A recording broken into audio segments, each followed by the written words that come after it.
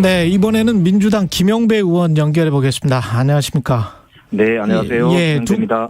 두 분 다 외통이어서 지금 말씀 잘 들으셨죠? 윤상현 의원. 네네. 예, 비슷하게 질문 순서를 하겠습니다. 윤석열 대통령의 유엔 총회 연설은 어떻게 들으셨는지요? 예, 보니까 골자가 국제적 연대를 통해서 세계적인 위기를 극복하고 거기에 대한민국이 책임을 다하겠다. 뭐 이런 이제 말씀 같아요. 예. 근데 이제 자유와 연대 말씀을 많이 하시면서 탈탄소, 그다음에 감염병 대응 이렇게 이제 국제사회의 주요 과제를 열거를 하셨더라고요. 예. 근데 이게 이제 우리나라 현실을 구하는 매우 동떨어진 말씀 같아서 굉장히 안타깝고 예. 안고 빠진 찐빵이다 이런 생각이 들었어요. 왜냐하면 이게 이제 감염병도 전 정부가 한 것에 대해서는 수사를 하겠다고 하고요. 탈탄소 같은 경우만 해도 세계적으로 지금 기후위기에 굉장히 중요한 아리백 등을 비롯한 현안들이 많은데, 예. 태양광 비리 수사를 한다는 그런 이제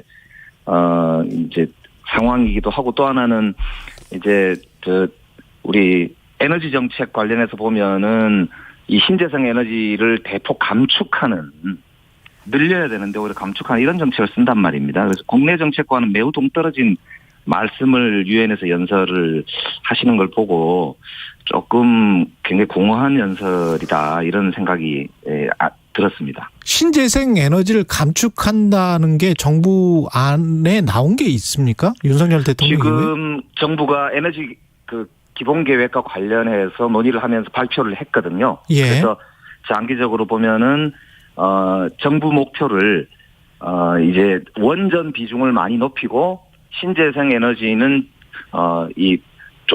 신재생 에너지를 확대하는 계획을 줄인 거죠. 그래서 확대하는 계획을. 그렇습니다. 예, 그 증가율을 줄인 거네요. 예. 이 문제는 이제 우리 기업에게도 매우 중요한 현안인데요. 얼마 전에 삼성전자가 아리백에 동참하겠다고 전격적으로 선언을 하면서 예. 윤석열 정부에 대해서 굉장히 좀 비판적인 목소리를 냈거든요. 왜 그러냐면은 현재 있는 우리나라 신재생 에너지의 총 생산량이 삼성이 써야 되는 총량보다도 조금 적습니다. 그러다 보니까 이제 애플이나 이런 세계적 기업들은 앞으로 신재생 에너지로 생산된 제품만 납품받겠다고 하지 않습니까? 그렇죠. 그게 아리백이거든요. 예. 근데 이제 삼성전자 말고도 우리나라에는 SK나 뭐 현대자동차나 글로벌 기업들이 많은데 네.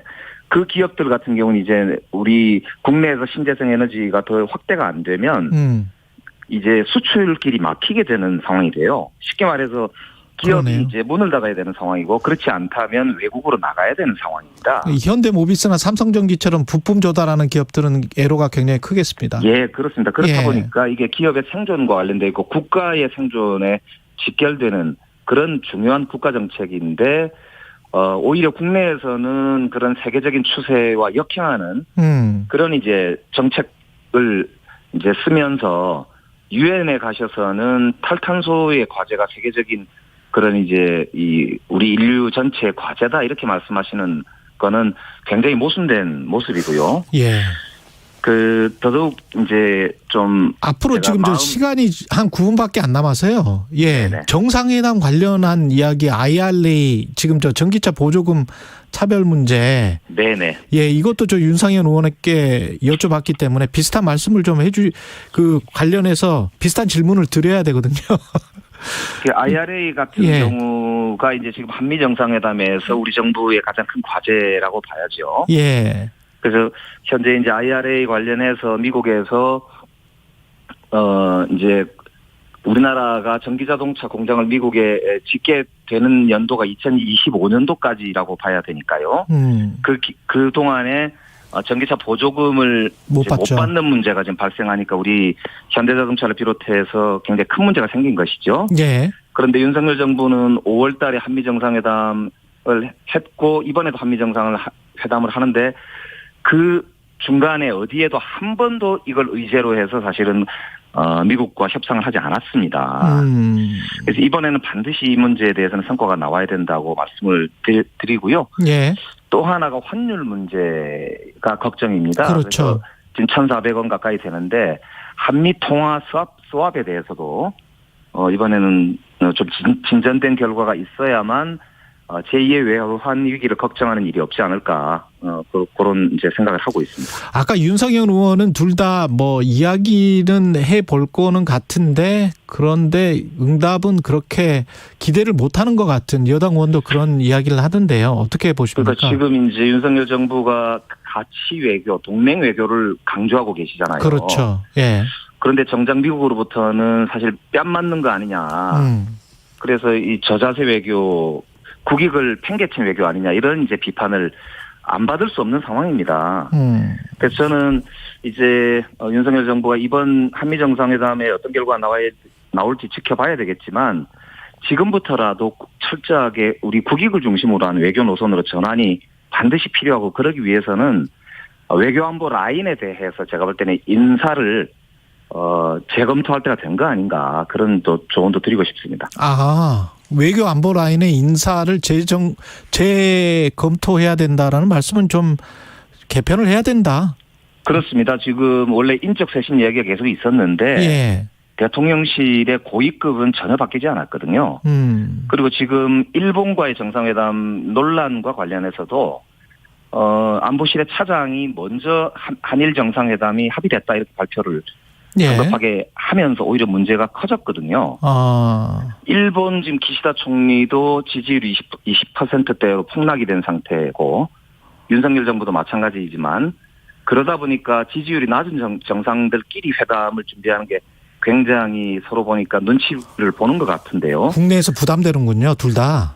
그런 와중에 그 실무 책임자가 성급하게 생색내기식으로 그렇게 하는 모습들이 아마추어리즘의 극치거든요. 그렇기 때문에 이런 국제관계나 외교관계에서는 아주 준비된 그런 이제 책임자가 반드시 필요하다고 보고요. 그런 면에서 지금 이제 현안이 되고 있는 IRA라든지 통화 스왑, 그 다음에 한일 간의 이제 징용 그렇죠. 배상 문제 등의 현안을 능력 있게 해결할 수 있는 그런 진용을 반드시 갖추는 게 필요하다.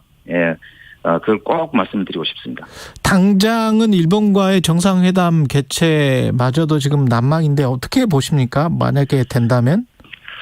지금 일본이 보니까 징용 문제를 포함해서 일본 국내 정치에 도움이 안 되는 것은 하여튼 최대한 외면하려고 하는 것 같아요.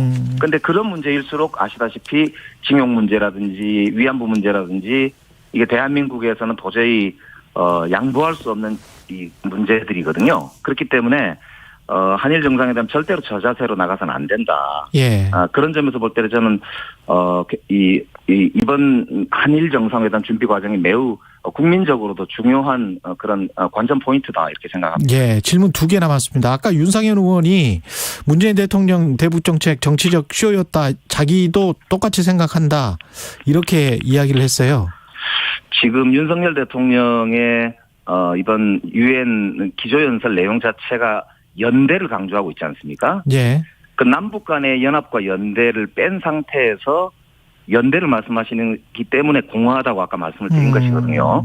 사실 한반도의 문제는 이 우리 민족 전체의 문제이기도 하고 대한민국의 생존과 관련돼 있는 문제잖아요. 예. 그런데 그 남북 정상회담을 한 것을 정치 쇼라고 한다면 트럼프 대통령도 남북미가 같이 정상회담을 한 바가 있는데 그렇죠. 네. 그러면 미국도 정치 쇼에 동참을 한 것인가? 그런 점에서 보면 그러면 한미 정상회담을 가시는 와중에 전임 대통령인 문재인 대통령도 정치 쇼를 했었고 트럼프 대통령도 그러면은 정치 쇼를 했었다고 미국 정상에 대해서 비판한 격이 되는데 이거는 매우 부적절한 저는 발언이고 일종의 스스로 협상력을 떨어뜨리는 자해 행위 아니냐. 예. 그래서 저는 이거는 윤석열 대통령의 외교 인식에 매우 문제가 있다 이렇게 생각해요. 그래서 우선 참모진부터 저는 개편을 해야 된다는 말씀을 아까 그래서 드린 것이고요. 다시 한번 이제 이 남북 간의 문제라든지 한반도 전체의 이런 국익과 관련돼 있는 문제는 이제는 초당적으로 좀 했으면 좋겠어요. 역대로 볼 때 7.4 남북 공동성명을 했던 박정희 대통령 이후로 역대 정부가 그런 남북 간의 합의에 대해서는 다 존중하고 지킨다는 걸 원칙으로 하고 있었지 않습니까? 예. 그런데 윤석열 정부가 지금 바로 전임 정부가 이루었던 이런 남북 정상회담의 성과를 정치 쇼라고 폄훼하는 거는 국익에도 도움이 안 되고 윤석열 정부에게도 저는 협상력을 떨어뜨리는 그런 이제 스스로의 무장해제 자해 행위밖에 안 되거든요. 그래서 이거는 자제하시는 게 옳겠다. 저는 그런 생각을 하고 있습니다. 윤상현 의원은 한덕수 총리가 신문 보고 알았다 이게 한 2번 이야기한 거잖아요. 대정부 질문에서. 예, 영빈관. 참 한심한 일 아닙니까? 사실 그 대통령실의 영빈관을 신축하는 문제는 지금 대통령실 이전 문제가 국내에서 최고의 화두로 떠올라 있는 쟁점인데요. 그것도 900억 가까이 들어가는 영빈관 신축 문제를 총리가 전혀 모르는 상태에서 예산이 책정이 되고 그게 국무회의를 통과했다는 거는 그 국무회의를 주재한 게 한덕수 총리거든요. 이게 도저히 어떻게 지금 도대체 대통령실과 국정이 운영되고 있는 것인지 이해할 수 없고 저는 심지어는 이게 대통령께서 취소 지시를 하셨다는데 그 과정도 굉장히 의문이에요. 왜냐하면 보통 영빈관에 대해서 이렇게 신축 예산을 바로 880억 가까이를 책정을 할 정도면 대통령께서 지시를 했거나 정확하게 아셨을 텐데 이게 논란이 되고 이틀 만에 취소 지시를 하셨거든요. 그걸 봤을 때 저는 오히려 대통령이 이건 처음부터 내용을 잘 모르셨던 거 아닌가 이런 어제 질의도 한 바 있습니다만 그런 의심이 들 정도의 도대체 누가 영빈관 예산을 이렇게 끼워 넣기 식으로 넣었는지 이거는 반드시 확인해 봐야 될 문제이고요. 대통령실 이 운영 체계가 지금 매우 비체계적이고 그리고 이 소위 사유화되어 있지 않느냐 이런 아마추어적인 모습이 계속 보이고 있어서 정말 안타깝습니다. 여기까지 듣겠습니다. 김영배 더불어민주당 의원이었습니다. 고맙습니다. 고맙습니다.